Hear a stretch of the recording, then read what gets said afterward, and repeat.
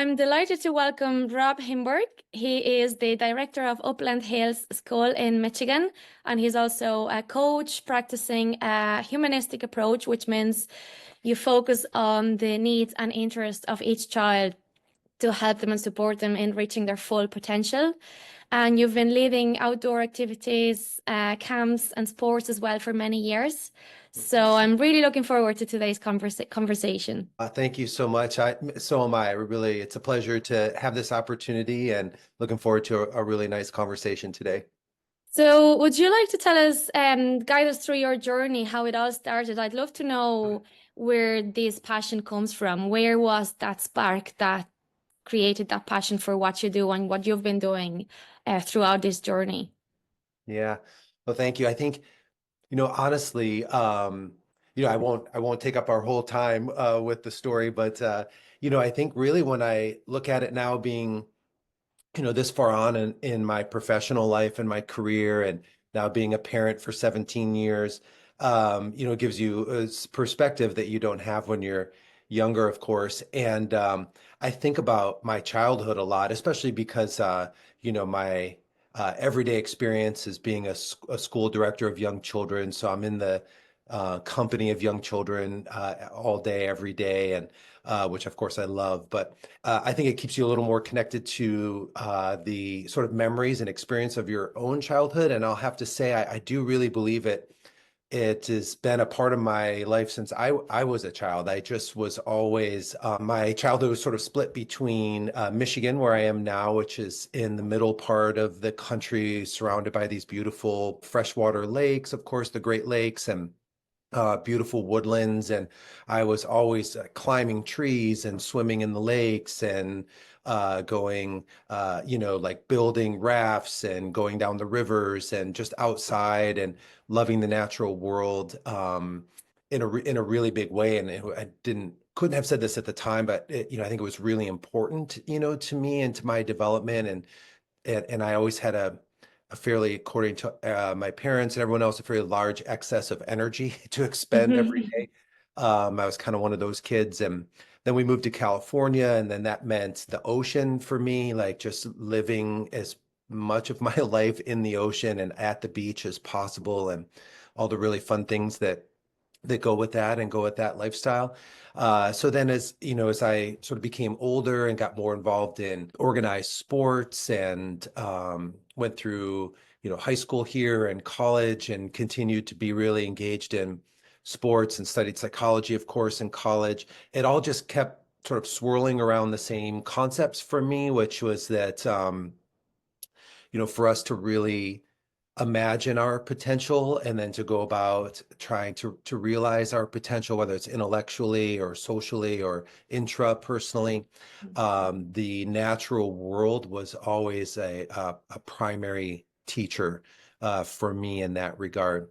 And I of course gained perspective on that as I became a little older. So when I got in the professional world, and I was hired to be the counselor at a small school, now back out in California again, I realized early on that sitting in a room and doing traditional kind of talk therapy with young children was not the most effective way for them to learn a lot of the really important interpersonal and intrapersonal skills that we were interested in helping kids learn. And so with a couple other teachers, we thought, well, creating environments for that kind of learning that felt more natural would be a really good idea. So we started a school garden, and we started doing outdoor education field trips that turned into multi-day and overnight trips that then turned into big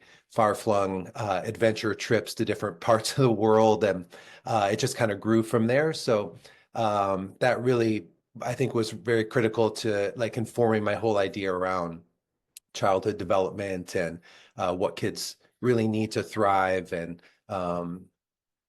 sort of to what I'm doing today. But yeah, I'll hit pause on that because I Yeah, that's really could go interesting. It on. just makes me think that it sounds like years ago play happened accidentally, whether now we have to more consciously create those experiences because they're not really happening anymore. What are your thoughts on how play and education and the relationship with the environment has changed, has evolved Mhm. the last few years? Yeah, I think that's a very, very good point. And I'll say it's a really common narrative here in the US. So I was a young child in the 70s and then the rest of my childhood in the 1980s.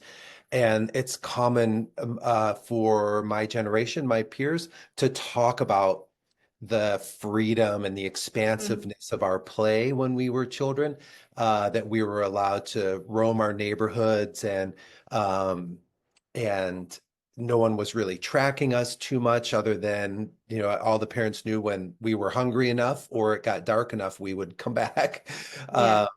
And so we really did have that kind of childhood. And that's much different than I think what is typical for children growing up here, in the US today, particularly um, in the communities that I'm most aware of. And so, yeah, I think now it takes a lot more intention and attention to purposefully create the kind of environments for children to have that freedom of play and to have enough time to learn through play and to engage in imaginative play and run and move their bodies and to do it in the natural world. I think, yeah, now we it seems have to be sort of it's almost like the way we have spent so much time as parents structuring their lives, Mm. taking them to practice for sports and practice for music and then tutoring and all the things we're doing to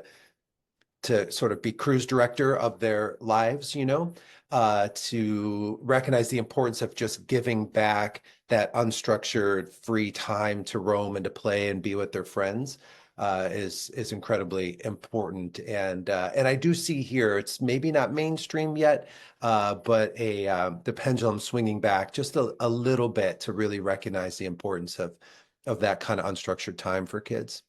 Yeah, it's all about creating that awareness for people because I think it's that period of transition where we're moving, as you said, from play happening naturally to now having to create it. So it's just becoming aware that we need to create that space as well.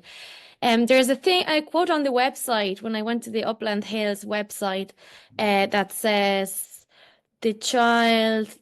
every child is born a genius. I love that. What does Mm. that really mean to you?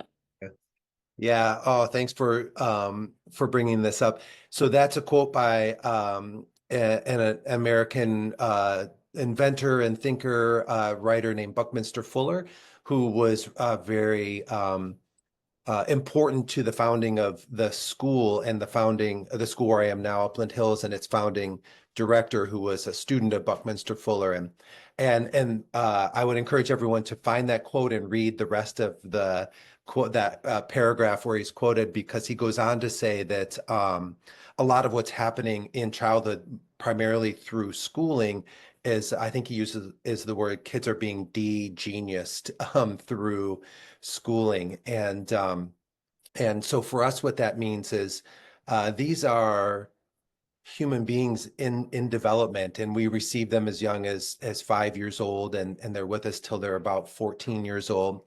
And really our responsibility is to hold above all else the sort of sacredness of their development, and that they are full beings in development. And when you look at the capabilities of young children and you look at the what happens when their um, kind of intellectual abilities and potential are sort of mirrored or matched with their creative ideas and potential, you get this expansive, wonderful depth of intellectual curiosity and exploration. And so that's, I think, what that, in big part, what that means for us is really to be aware of our responsibility of creating environments to allow that genius to persist and to grow, and for the individual expression of what that means for every child. I love that. I absolutely love that. What are the things that you would do in Upland Hills School to promote that? That many any other more traditional schools wouldn't do. Yeah. Uh, yeah, I think in a number of ways, and it really has to be, there are very absolutely things that we do to promote that.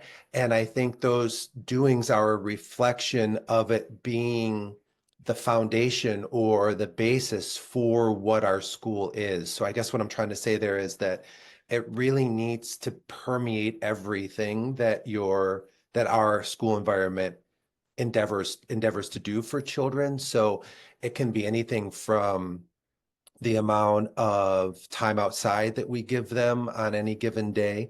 At least I say on average up to half or more than half of their day is spent outdoors, either in free play or in an actual kind of structured learning way, as well as time for arts, whether that's fine art or theater or music that's integrated into the program on a daily and weekly basis.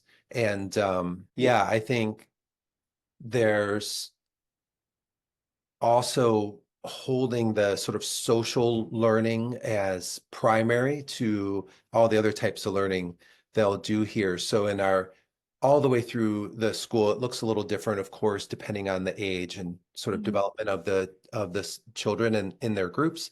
But a real emphasis on social learning and also self-awareness, what we call intrapersonal learning, or the ability to gain awareness of self and awareness of others, and to have that as a primary sort of learning objective in the school, and create the environments that allow that to be true and allow that to develop. That's very powerful. Has it always been one of the main priorities, the intra and you know the awareness of themselves? Because sometimes we call it regulation and Mhm. connection with oneself or with other social skills, but it really is. You worded so well, the intra and extra. I was going to say intra and extra. It's not extra. Intra and inter is how we Inter say it. Yeah, and yeah. yeah, and learning, personal learning, and is that connection with oneself. And I think it's also these days we're all so busy that we don't have time to pause, to stop, to really connect with ourselves and with others and with technology and everything, the way everything is evolving. I think it's one of the most powerful skills to have for the future for our children. So has Mhm. it always been like that, or has it changed over time? Yeah, I have to say, given what you very aptly described as, the busyness of the time and everything that's competing for our attention and our children's attention in the time that we're in now, I feel incredibly lucky and fortunate to be in this school environment, because it has always been the foundation of the school. It was formed in 1971 as the Upland Hills Farm School, and with the idea that the natural world would always play a very big role as a primary teacher in our school and in the children's learning experience. And I think the founding teachers and director were just, it was a prescient moment when they decided to term what was happening here as a love-based way of education. Mhm. People ask me that all the time. Well, what does that mean, a love-based school? Which is an obvious good question, and I it's have it. It was one of my questions actually because I what's saw that? the vision of the school of Yeah, promoting the outcome. yeah. The ultimate goal is love. That's true. It's true. And Mhm. that has been a part of the school's philosophy and the way it functions since the early days. So, yeah, I feel very fortunate that we haven't had to reinvent a lot of things to feel that what we're doing is very relevant for the time that we're in. So, to your question, our kids don't spend a tremendous amount of time in front of screens when they're here. It's very sort of targeted depending on exactly what they're working on, when they do and don't need to be using computers or screens.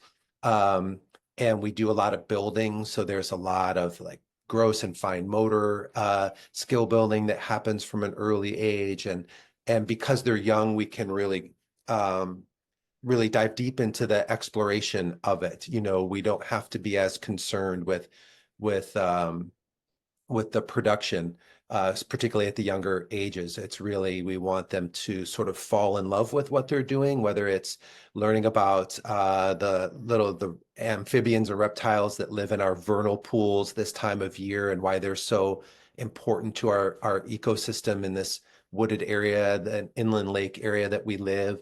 Or it's, you know, we're planting potatoes right now because we're getting ready to put a bunch of food in the ground that will help feed our school next fall when we come Yeah. back. And, you know, so we try and exercise all those ideas in ways that are very experiential to the children and in ways that they really enjoy. And of course, a really wonderful sort of complement to that is that means that we're slowing down.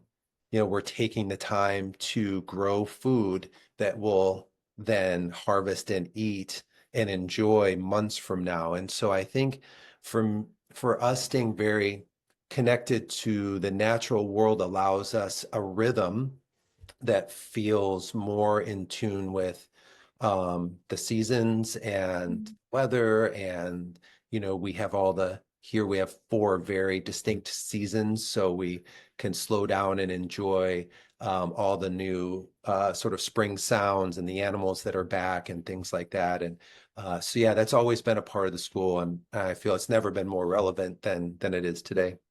Yeah, it's really using the children's curiosity, imagination, and love for learning to power everything they do. Do you follow a curriculum? Is there any sort of guidance? Because I do a lot of teacher training as well, and the question, I call it excuse, but let's say worry. Mhm. It's always that, you know, if I follow the children's interest, everything will be chaotic, and then we'll be gone too far from the contents of the curriculum, and then we won't know what we're doing. But I think the curriculum comes from the children's needs. So if we Mhm. just let them guide, they will take us there because that's what they need. So Yeah. what would you do? Yeah, I think you're absolutely right. I think that um, maybe really what's needed, and I'm just going to take a guess at it here, is just a high level of trust in the children. They are so capable, and in an environment where they feel content and they feel belonging and free from sort of the feel of failure or punishment or anything like that, then their creative, intelligent brains are really engaged, and they once they're leading and once they're excited about what they want to learn, I feel a good teacher, and there are millions and millions of incredible, really highly talented, good teachers in the world.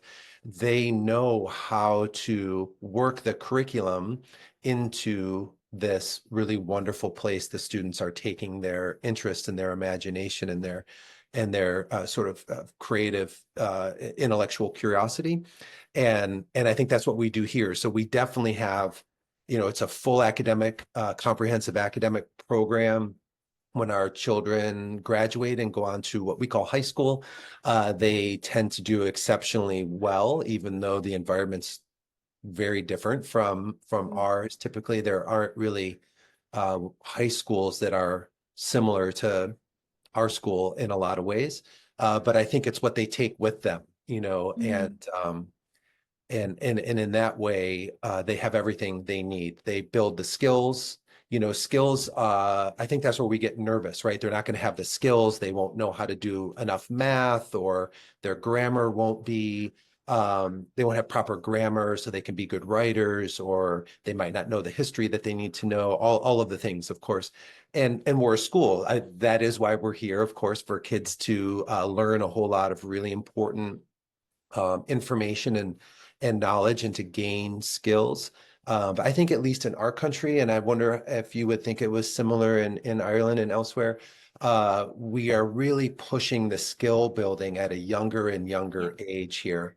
And I think it's to the detriment of everything else I've been talking about, right? And so, and there's even really high quality, you know, peer reviewed, high quality research to show that it's kind of backfiring, that it doesn't long term really work the way that you want it to when you push the skill building at a younger and younger age. So we want to allow for more. I think of it here as we go slower in the beginning to go further and deeper later on, because when that spark is there and you tend to that spark and it becomes something that is a real driving force in a young person's life, their desire to learn, their feeling that they're capable to learn, that they want to explore new ideas, then you can really build wonderful skills as they go through the years. We just don't pile it on right away. We take our time. Yeah. Yeah. And that's really what work. Once you have the confidence, you can do anything. And Absolutely. it's really nice to see all these educators that really believe in children, because it just takes one person to believe in a child, in someone, for them to believe in themselves. So that's just, as you said, it doesn't matter if they go to high school and things are very different, they have it in them. So they've built those skills for life. Would you have any examples or stories or experiences of maybe a project or some activities that have been successful? And as in successful, I mean that they've been fun and children have learned a lot and they've built really meaningful connections and experiences. And also in relation to maybe children who were struggling in the classroom, but when changing the environment, maybe outdoors or somewhere else, they were able to thrive and to just be themselves. Yeah, that's such a good question and good way of putting it. I think there are some pretty good examples, some wonderful examples here. One that's kind of top of mind for me because it's happening today. When we wrap up, I'll head out to part of campus where we have a high ropes course and a zip line. And so it's something that we do in the spring and in the fall when the weather permits.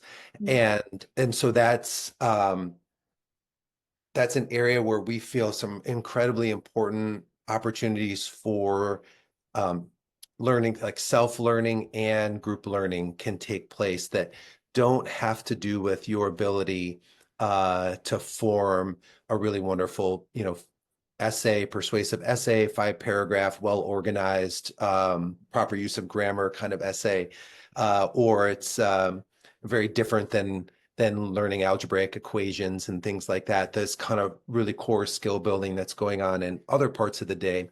But a lot of our kids who excel out on the ropes course have skills and skill sets that um, are really seen most clearly in that environment. And sometimes that's different than in the other environments that they're in. So here a kid who's really good on the ropes course, who can do the Pirates Cross, which is everyone's favorite because it's really hard, or who's encouraging and getting their friends to do the zip line for the first time, even though they're nervous and hesitant about it.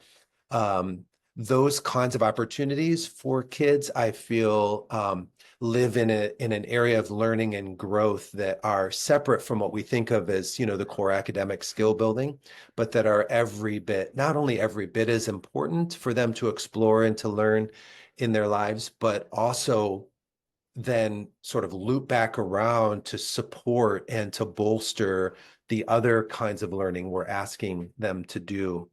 Uh, and what I really love about the ropes course is that it's fully cooperative. There's no winning on the ropes course. There's no losing on the ropes course. There's only pushing yourself, trying to go a little further than you were able to do last time, to know where your comfort level is, to find the edges of what you are able to do, and then to move past those, not only because you find the way to do that in yourself, but because you're in a supportive, loving environment with your buddies who are also helping you to do that. So I guess that's one example, because happens Yeah. to be a beautiful day here, and we're going to get to go out on the course for the next few hours. And it's obviously probably obvious. It's also a really big highlight of my week to get to do it, to get to be Yeah, out there. absolutely. And that's brilliant because, like, for example, just to compare what you said earlier, I learned just to give something, the name of of all the rivers in Spain. And I had to learn that in school, but I've never been in a situation where I really needed to know the names of the rivers of Spain, whether I might have been in a situation where I had to jump over a river and then I didn't have the confidence to do it. So it just comes to Mm, show what's really, really important in life. yeah. Definitely you're doing the right thing. That's such a great example. And well, hopefully one day you'll get an opportunity to maybe, you Or know, jump the river and visit the school. yeah, exactly, exactly. Yeah. Yeah, Yeah. love that. You started working one of your first jobs, coaching children with ADD, Hmm. dyslexia. Yeah. That's right. Why did you start that journey, and where did that come from? That interest in Ooh, supporting. that's such a good question. I'm not sure I fully know the answer. What I know is that in my own studies, as a college student and as a graduate student, I was really drawn to social science and psychology um, and philosophy and those and kind of in that humanities area. And so when I got to graduate school, I found that I was choosing practicums and internships and that kind of experiential learning aspect that goes with graduate school with young people who were challenged by some sort of generally like some kind of developmental challenge that was making school really hard for them or other aspects of young life really hard for them. And I just found myself really drawn to that. And so when I had an opportunity to start working at a school for dyslexic learners, it seemed like a really wonderful opportunity for me. And I was given this amazing place in a counseling program that was run by this wonderful woman. I want to give her a shout out, Kathy Barrington, mentor and just exceptional human being that welcomed me into the school and into her counseling program. And over time, like was really supportive and encouraging me to create uh, like opportunities for what we were doing in our counseling program that were, highly experiential and like integrated into the students' lives through sports or through their electives they were taking or through these outdoor trips.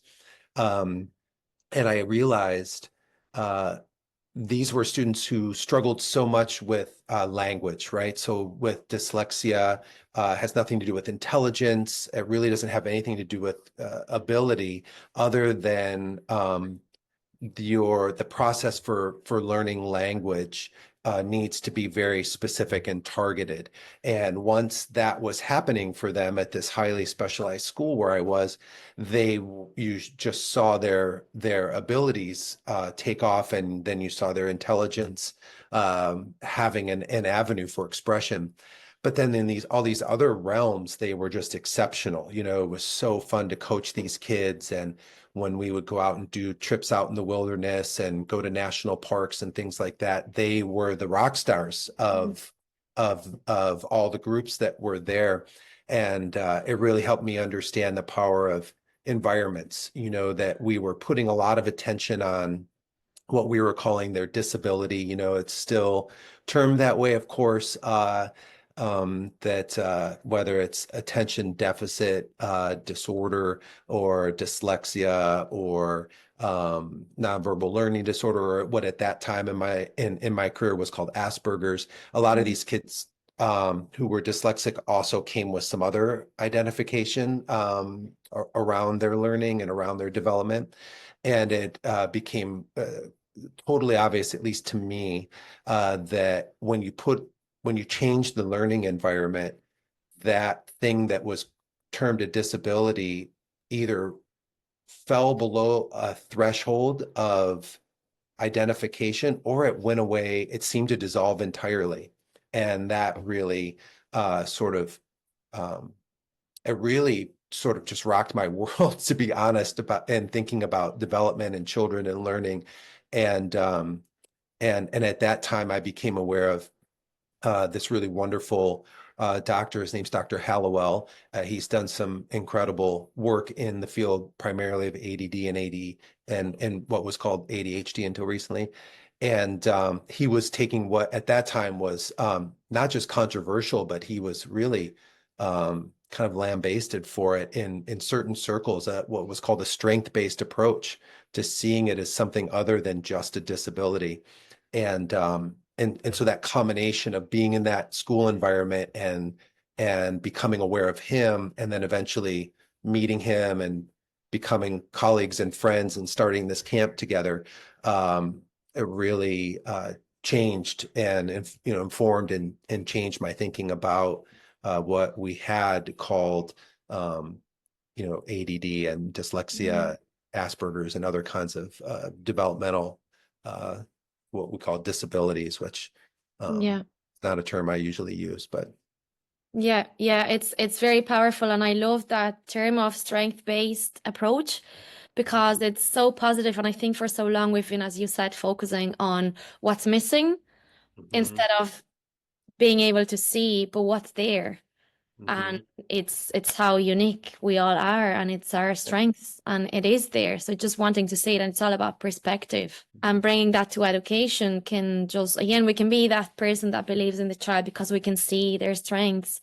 So what are the things you think teachers or educators could do that could help them see what's beyond what we can actually see with our eyes? Yeah, I think I love here our theater programs really a huge part of the school experience here. And our current theater director was a long-time professional improv actor. And there's something in improv, a basic tenet in improv that's called yes and. So when someone is in improv and whatever they say, when it's your turn, it's a yes and. So you don't of course, you don't deny what they're saying or say no and talk about something else. You incorporate it, and then you say what you're going to say. And so we've kind of adopted that in this regard. Um, because if you are a dyslexic learner, or you do have the combination of kind of learning aspects to your learning and how your brain functions that we call ADD, you do have to understand and deal with that, right? So it's yes, there is something there to understand and to respond to, and that's the first step, right? So if you have a really bright little guy or little girl in your class who's dyslexic, you have to understand what they need to gain language skills and make sure they're getting that, and look for the other areas that are naturally occurring areas of interest and strength and parts of their lives that they want to explore more and incorporate those on an equal plane. So I think sometimes we give um, primacy to the core academic learning, understandably so. And I think then other aspects of learning and growth and development can also live in that primary realm, like the exploration of music or of art or of athletics or all the other things that kids love and are really good at doing from a young age. And that, I think, allows children to still feel intact, to feel whole. And so, a lot of times you hear buzzwords and around education like whole child learning or student-centered learning. And I think that's really what I'm describing. And I think for it to work well, especially as children get older and their radar for authenticity becomes more highly tuned and sharper focused, it has to be authentic. It has to be integrated fully into the whole learning system, Mm. so that they understand that it is as much a part of who they are as the parts that are really hard. And then I think the more you can bring those strengths in and bring them in a way that is known and celebrated and honored for how important it is, not only does that allow that child to still feel really intact and whole, but my personal feeling is then when it's time to do the hard stuff, the challenging aspects of school, students are much more equipped to handle it and more motivated to deal with it. Yeah, there's the sense of belonging and how powerful it is then to all learn from each other as well, because we're not all expected to be the same or have the same strengths. I'd like to move now to you've been coaching teams, sports, basketball, football teams. And it's funny because recently, it was only last week, actually, my son plays soccer. And he's played many sports throughout these years. But it's only recently that I started to realize how different every coach is and a different style and how that impacts the performance of the children, whether it's positively or negatively. So, what has been your approach when it comes to coaching sports Mhm. Well, and thank why? you for asking that because I absolutely love coaching and feel that and it was particular for to me too. I think I gained so much from my experience playing sports all through childhood and even into adulthood. And the coach oftentimes can make all the difference, right? So I think maybe true there, but I think what I see here a lot, also having a teenage children myself who are interested in tennis mostly and track and field and all kinds of other things. But I think coaches, well, all of us really, whether it's us as parents or coaches or the school or just sort of the way the culture is kind of looking at athletics at a young age, it's so much about performance and outcomes and high level performance and all of the comparison that goes on there. And it's also, I don't want to sound hypocritical. It's also the thing I love most about sports is it's kind of the only place in life where once you're on the field, like between the sidelines or the Mm. um, or on the track or wherever you are, uh, everyone's playing by the same rules. There's one objective. There are hopefully really good refs, who are making sure that everyone's going by the rules, and you can just be free. You can just be free to do the one thing that that game or that practice offer you in that moment. And of course, ultimately, it comes down as a competitive endeavor to winning and losing. Now, that said, I think you can over-index on that, especially at a young age, and and remove the joy, right? So, being an American and not living in the world of soccer as most of the rest of the world does, I do know that it's called the beautiful game, and I imagine it's because when I watch it, and I am just floored by the skill and the teamwork and the creativity. To me, it often looks like a conversation that's happening in real time. Love that. Um, and it reminds me of, improvisational jazz or theater in that way or something. And I think so as far as coaching goes, if the love of the game and the joy of being out there, pushing your physical limits, pushing your sort of understanding of how to be an individual in the context of a team. I think that's a really wonderful thing to learn when you're young in sports, is that you have this individual responsibility and accountability, which is, I think, an incredibly important thing to experience as a young person, but always in the context of what the team is doing. If we're talking about soccer or team sport, like I coached, and so I think as coaches, that needs to be our primary message.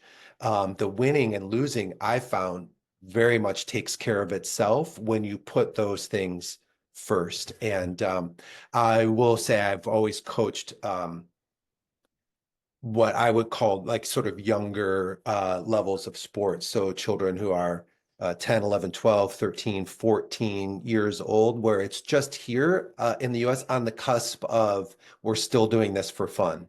And it's not as hyper competitive as it gets shortly after that. Although there certainly is that version of hyper competitive sports at a young age. But, I think rather than trying to treat every athlete as if they're the objective is that they are become a Division I scholarship college athlete. The objective is, oh, sorry, something popped up on my screen. Oh. The objective is how do you become a better person? How do you grow as a human being by doing this incredibly fun, challenging, interesting thing that we're all going to spend a lot of time doing together for the next 4 months or whatever it is. And I do believe that's true. When you start there and that's the foundation, your players, your athletes know that and they respond to that. And you end up having quote unquote a better team that wins more games. Yeah, Just to absolutely. start with Yeah. with It's the like being foundation. kind to your employees. They'll end up playing a better game, isn't it? That's true. Yes, you Yeah. create a really wonderful work environment. It's a lot more Mm. fun to be there, and we're all more productive and enjoying it more. That's true, Yeah. even the days that are hard. Yeah, absolutely. So for those who don't like sports, because so many skills can be learned in sports, as you said, for those who don't like sports, is there anything similar where they could develop the same kind of set of skills doing something completely different? Yeah, absolutely. I have learned so much of what I feel is the answer to this question by being at the school where I am now because I was not a theater person growing up. But theater is really important at our school. Again, another shout out to Karen Moore, who is the theater director for 47 years, the Wow. first 47 years of the school's existence, and created this amazing program. And I think all of the same opportunities for learning and growth occur in that context as I think about what I learned and what I hoped my athletes learned in athletics. So again, it's you think about your role in a play or a theater production. It's individual kind of responsibility and accountability within the context of the groups or the cast goal of putting on a wonderful show, which requires everybody working together really well, but it also requires each person doing their part. And I think I've never done it, but through my own watching my own children and others, I see how it's can bring a lot of nerves. Mhm. It's hard to be in front of an audience and perform in that way, which I think has crossover to what it can be like to step out onto a field and play a sport. So, moving beyond like preconceived limits or ideas about sort of what you can do and who you are very much exist in that world. And I see it in our in our music classes and in the kind of music ensembles that we do. I feel it exists exactly in that realm as well. And that's especially what I loved about leading outdoor education or outdoor adventure trips. So you spend 2 weeks backpacking in the mountains or 2 weeks sailing, living all together on a 54-foot boat, things that you practice and learn in sports are present in those kind of learning environments as well. And I think are just as powerful and just as effective. That's an incredible way of stepping outside of their comfort zone as well. Mm. Yes. Yeah. Yeah.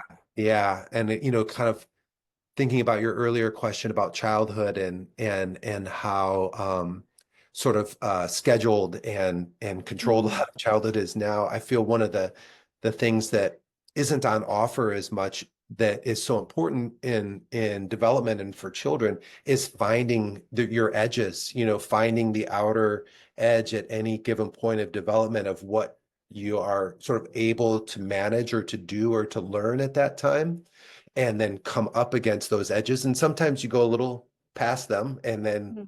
and then you realize what happens then. You have some kind of consequence or maybe things don't work out.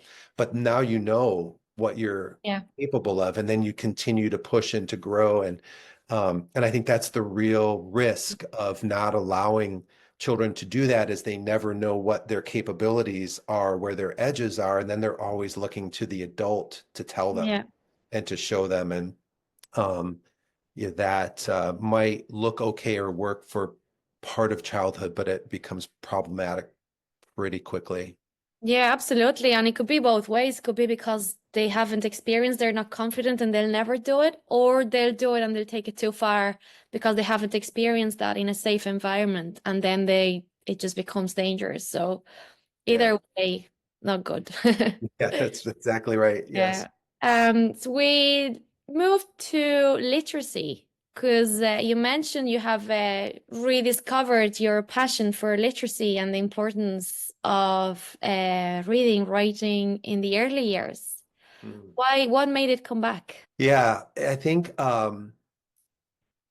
by virtue of landing in that school, that was a school for dyslexic learners, that was my first real professional experience after graduate school. And it was sort of a 10-year master class for me in learning about a very specific way of teaching children to learn to read and to write well, that really needed that specific way. And through other experiences, then I probably really because I worked with high school age students after that, who by the time they came to the school had really, traveled that road and had learned all Mm. those things. And then coming back now to a school for younger students and realizing here, and again, I'm not sure if this would be similar to what people in Ireland might be experiencing or in other parts of the world.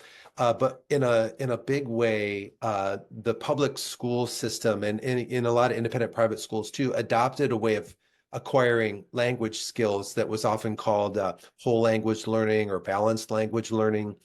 And there was a movement away from a core sort of phonics-based approach to early literacy acquisition.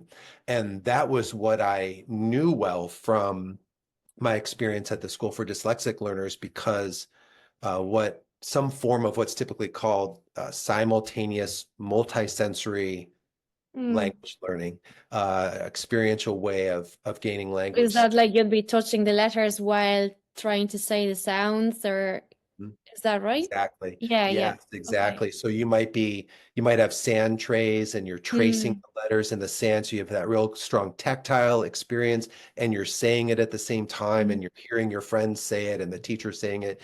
And then you're making meaningful connections. You're trying to make the memory stickier by adding in, anecdotes and mnemonics and fun ways of remembering. Songs, yeah. Exactly. Yeah.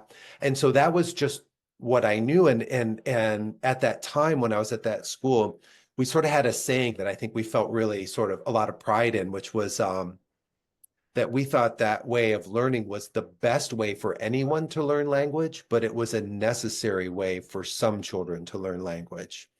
And when I came here, I realized that for a long time, and these are very broad strokes generalizing here, but that a lot of children were not getting so much the phonics approach at all, or it was sort of a cursory kind of first brush at it, and then moving on to whole and balanced language approach, which have a lot of strong aspects to language acquisition as well. And so here I thought, well, if we do the phonics as well, then not only will all those kids receive that, but then we'll know which kids really need it if we Mm. start with that. And so that's what we started doing, and our younger group teachers were trained in how to do that, how to teach in that way. And they all took to it really well and loved it. And a lot of our kids do that phonics bit, and then they fairly quickly move ahead, and then they've got that part, and then they move into the other aspects of language acquisition and reading and things like that. And that's when you go from reading to learn to learning to read, and how important that phase is. But we were also aware of the children who needed more time in the phonics phase to really make those skills very concrete, so that they could be more successful when they moved on. And to be honest, like, this is very anecdotal. It's just in my little school, but I see it working incredibly well. And so I just feel really passionate about it, because here in the what is essentially the small universe of language, early childhood, like language acquisition, there was a bit of upheaval and in kind of a war of philosophy around how Mm. young people should learn to read, and and then it was in the news and it was kind of mainstream for a minute, and I just felt incredibly good, and I felt lucky in a way. I felt that I had that experience, and I felt really strongly about the starting with a phonics, strong multisensory phonics approach, and then moving into whole language and balanced language type language learning was the best way to do it. And so I'm trying to tell anybody who will listen now that I think Yeah, it's not. it's incredible because it builds a really solid base, and the language is the base of everything else. There's no math, there's no geography, there's no history, nothing without language. Absolutely. So, Yes. And I think it is the most challenging, complex skill that we ask our children to become at least proficient in is to write well, mm, and hopefully to write very well, and also to read for comprehension, so you have to be able to code and read for fluency, to have strong comprehension. And as the need for discernment around sort of absorbing information that you're reading, like how to discern what is truthful or not, or real or yeah, not. critical thinking. Yeah. Yeah, it's becoming more challenging. And so I just feel that those, even though the world is changing so quickly and so many new ways of learning or showing your knowledge exist, some of those core aspects that have always been an important part of development and intelligence are still very important. Yeah. And what would you say to some parents who want to help their children have develop that love for reading at home? What are Mm. the things you could do at home? Oh, God, I love this question because it's it also is really fun. The answer is doing a lot of really fun things with your kids. Yeah. Of course, reading to them a lot from as young as when they're babies, and continue to read as long as they'll sit and read Allow with you to. as many years. That the answer is really a Mm, pretty straightforward, I think, and pretty simple. I think telling stories, like one thing I loved about being in Ireland was the deep connection. And again, I'm generalizing, but the Irish people we were with have to the folklore and the mm, oral tradition that I've loved learning more about. And again, just sort of very much on the surface still, but um, like there's a elemental importance to the way our brains process and understand the stories we tell about ourselves and about our history and about our past and who we are as people. And so those often live in versions that are for children. And so mm, I think telling and knowing and retelling those stories are incredibly important. All of the things that everyone already knows, singing songs, mm. um, because and even children before they can read love to like read to you, and really they've memorized it or they're telling you the story based on the pictures and how they know. That is also fundamental, I think, to what become the building blocks of language skills, because they're learning the arc of a story, they're learning, tone and tenor and pitch and how to understand the emotion or the meaning behind the words in a story. So all of those things, and I know I'm going on and on. I'll say one final thing that really is at the heart, I think, of what we're talking about too, in terms of allowing kids expansive time for play and exploration, whether it's outdoors or quietly indoors or however um, they're able to do it, is I feel like when kids play a lot and do a lot of imaginative exploration and play either alone or with their friends, they are creating stories that later they'll want to write about or at least talk about. And so I feel like that's something that that inadvertently we're taking away from children by not allowing enough of that kind of free time for them is that then we're asking them to write all the time as they go through school, but we haven't really allowed them to experience enough to to have something to write Yeah. about, to have a Yeah. wonderful story that they want to tell. And if they have a wonderful story they want to tell, they'll work really hard to figure out how to write it down. Mm. Yeah, as you're saying all that, I picture this iceberg where we see the child, doing their real writing, and then everything that's happening underneath the water. It's just so much happening. Absolutely. That's a beautiful visual. Yeah. I think of it Yeah. that way And we too. can't see it, but it's definitely there. If you could speak with your younger Rob, what would you say to him? Based on what you know now.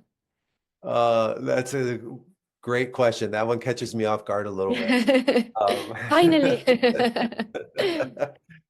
oh, I think, gosh, I don't, so this is just what comes to me. Um, I think to trust, trust your inner knowings, trust your intuition and learn how to cultivate that trust, to sort of know that you can access that part of you that kind of knows what to do when you need to figure something out. That's something that's come to me a little bit later in life that feels so relevant, especially, having gone through, leading a school when the pandemic occurred, or leading a school when there's um, a lot of talk and concern and energy around technology and social media and use with children, all these things that are happening recently, how important it is because you can never know what's going to happen. I think the pandemic really taught us that. You want Not to too talk many. about what happened during the pandemic as well? Oh, sure. Yeah. So you don't know what's going to happen, right? And so how do you cultivate um, the ability in your life to know how to respond? I mean, how to anticipate first as best you can, Yeah. and then how to respond to what happens, because that's the part we're really not too much in control of if it's outside of Mm. ourselves. So how do we know how to make decisions? And so I think that's what I'm trying to get at is I think Yeah. really cultivating an inner awareness of how you know where your anchors, your sort of what's your lighthouse for understanding how you make decisions. And I think that's really about staying connected to your values, Your things that are value. really important to you, like in the golden circle, there's the why in the middle and the how and then the what. So I think when you stay really connected to your why, you'll know how to make decisions Mhm. in the what space, because that's the space that can get crazy sometimes, like Yeah. during COVID. Mm. um And that could be a and value so in itself as well, like just doing things that answer that why. When you prioritize things that you do or actions or decisions that you make in life, is this answering my why? Or even my purpose is to find my why, because we don't always know our why. So just to keep that in mind Mhm. as well, really, really important. Yeah, that's such a good point. And I would say too, around the why, I think we feel that we have to find it, um, because sometimes we lose connection to it or we feel disconnected from it, or at least I have in my life at times. But I also feel more convinced, as I get a little older or go through life, that it's there always. So it's more of a reconnecting than a searching and finding. Um, and I guess that's what I was kind of trying to get at a little bit in life is to cultivate and practice the maintaining of that strong connection to Mhm. your why, so that you know how to trust your instincts, you Yeah. know how to make decisions, because you're what's really important to you and what's um, important in the world and important to you in the world is the foundation or the basis for how you're making decisions. So Mhm. yeah, I've been thinking and reading a lot about that lately. Uh, this idea that the mind-body connection is not only is it real, but it really couldn't be anything else. Mm. Um, and there's some really fascinating, brilliant people who are doing fascinating studies and writing brilliantly about exactly what that is. And I think that's gonna, this is not your question, but I think that's gonna be a No, real, it's really interesting. Yeah, yeah. yeah, I'm so looking forward to what I think will be some huge new ways of thinking about um consciousness and mind-body connection and things like that. And I think that the realness of it will become much more mainstream. Yeah, and that's why everything that you do, it just helps children find that awareness as well, not just learn the names of the rivers. Yeah, it's good to Yeah. know. It's probably it's worthwhile to know those rivers, right? Yeah, But it's someday. also, yeah, maybe. Well, if those rivers maybe are not as healthy as they used to be, or this is often true, not to act as if I know what's happening in Spain, but it's often true in New York, you know. So I feel Yeah. like when kids are playing in the rivers, or they're going rafting down the rivers, or they're learning how to hop over the rivers, then when you're young and you get to do that, you love it. You just fall in Mm. love with that. And I think as then you get older, you care about it in a way that's different than simply memorizing, so then to know all the rivers becomes something you may want to know because Yeah. That's the you key, one to know. right, exactly. Mhm. Yeah. And I think that's through experience, like allowing their child's that natural genius, that natural desire to learn and to be engaged and to think and explore in the world um, is what builds the want to, through life. Yeah, I totally agree. During COVID, you took the whole school outdoors. Yeah. How was that, and what did you learn? What did you realize by watching children in a different environment? Oh my gosh, so many things still we are still learning, I think so many things from that experience. And we are I think what allowed us to have the courage to make that choice was that we were for 50 years almost to that point, in large part very much an outdoor school. Mm. We were like we are now, spending a lot of our time outdoors, whether it was structured learning environments or play or the ropes course or things like that. So that gave us sort of the courage to think we could do it.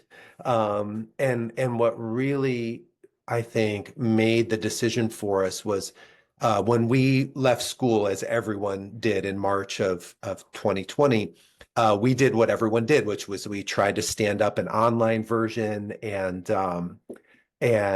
do lots of Zooms and things like that. And I think we did a really wonderful job of figuring that out in the moment, and we were very clear by June that was something we pulled off for the spring, but it just didn't suit our children or our school or us as the teachers and the adults. And it didn't feel like we could do that again for a whole year. And not that that was particular to us. I think that was a common sentiment in the school world by June of 2020. But we kept coming back to, we would meet as a staff during the summer to try and figure out what to do. We were meeting all through June and sitting around this willow tree outside, because at that time, that's what we knew was safe, was to be Yeah. outside together. And we just kept saying how, like, the kids need to be together. Like, they can't spend a year isolated. Like, we need to figure out ways.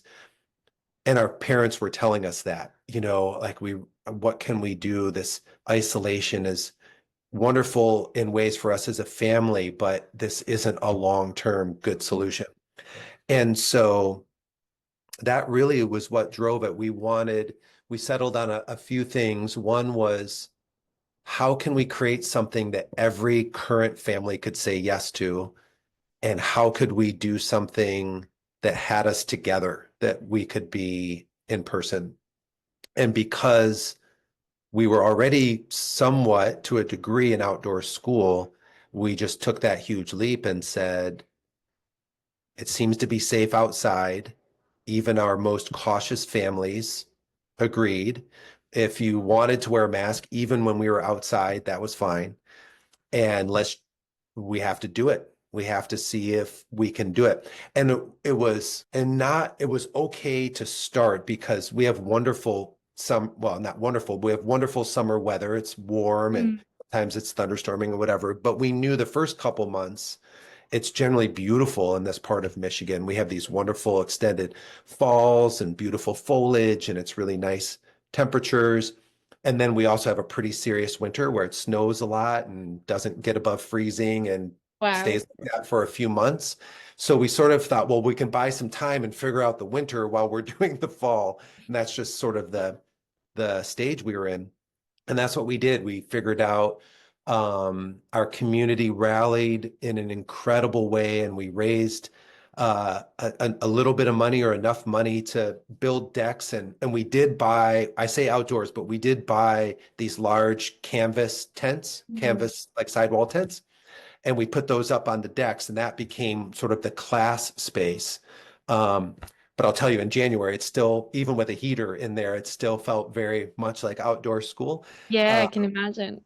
but it would be warm enough in there that you could take your gloves off and write and do some work. And Okay. we just had everyone spaced out. But most of the time we were we were running around outside, and we gave ourselves permission to, if we didn't get through as much curriculum as typical, we gave ourselves permission for that to be okay, and Yeah. that we would see how it went, and we would do as much sort of, academic learning as we could, but we really wanted to focus on being together and the social learning. And we just kept saying, when the world goes sideways and all the kids are looking at us like, what are we going to do? We need to have a good answer. We have to model, agency and constructive, like problem solving and working together, like all of the skills that we are constantly, like I am now, um, Preaching. preaching, right?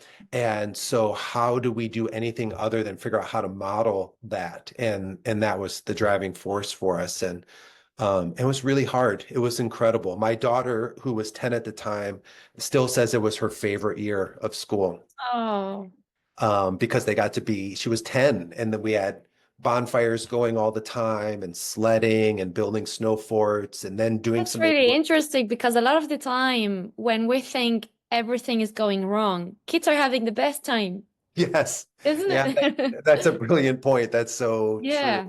Yeah, Or that's it's absolutely raining true. and oh it's wet and then they're like, this Yeah. is so fun. And we Yeah. just don't if we got to see the world through children's eyes, it would be so much better.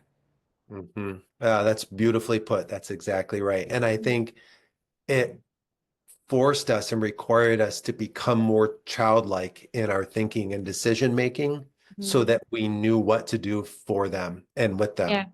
Yeah. Yeah, that's really wonderfully put. Yeah. I have one more question. The future looks a bit scary now these days. Everything is changing so quickly. The uncertainty, what's going to happen, our children.